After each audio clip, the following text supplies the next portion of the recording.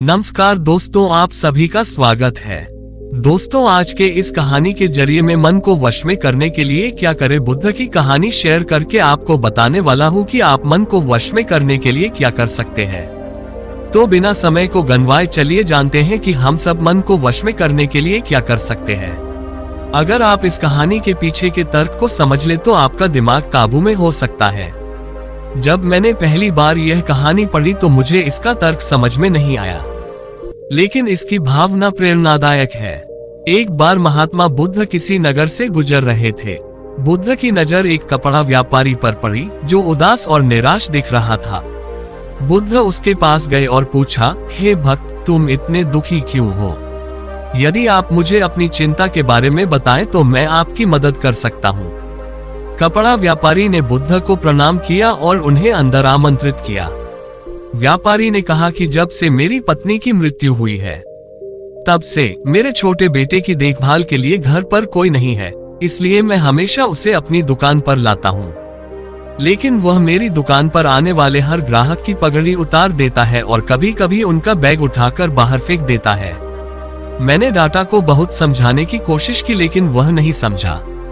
उसकी हरकतों से मेरे सभी ग्राहक अपमानित महसूस करते हैं और वापस चले जाते हैं। बुद्ध ने कहा, मैं तुम्हारी मदद कर सकता हूँ, लेकिन तुम मुझसे वादा करो कि तुम मेरे किसी भी काम में हस्तक्षेप नहीं करोगे, न ही कोई सवाल पूछोगे। व्यापारी बुद्ध से एक वादा करता है। अगले दिन बुद्ध पगड़ी पहनकर आए और ग्राहक की तरह बैठे।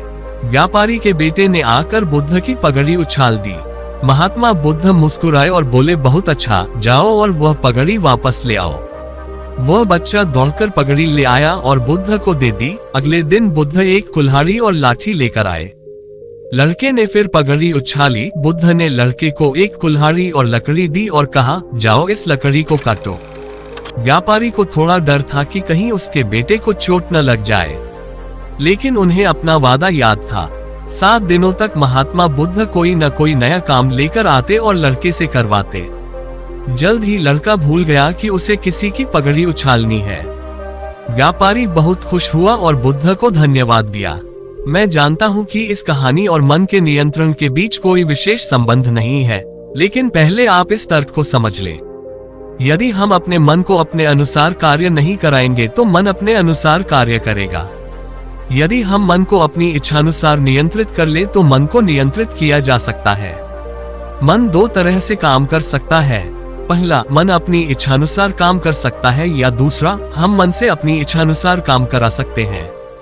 बुद्ध से मिलने से पहले लड़के का मन और मस्तिष्क नियंत्रित रूप से उसकी इच्छा के अनुसार काम कर रहा था, लेकिन बुद्ध ने लड़के से अपनी इच्छा के अनुसार काम कराया, जिससे उसकी आदतें बदल गईं।